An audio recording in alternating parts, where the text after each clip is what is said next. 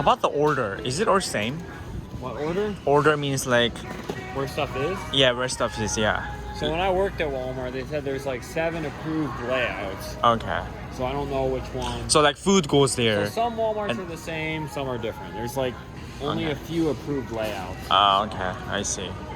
So it might be the same, might be different. Okay. But it shouldn't be too different though. Oh, yeah. I think they have like global rules about like you should put Asian stuff there. You should put cereals there or something. You know. Yep. Everything I don't buy at all the other. There's some ramen. No, that doesn't count. You know what? I just ate that in California because it's 20 cents only.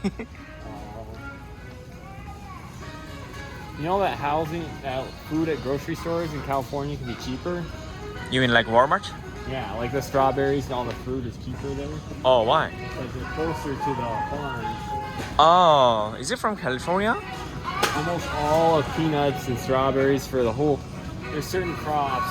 Okay. They grow like the world's supply Uh-huh. of certain kinds of nuts. And most of the world's strawberries Okay. all grow in California.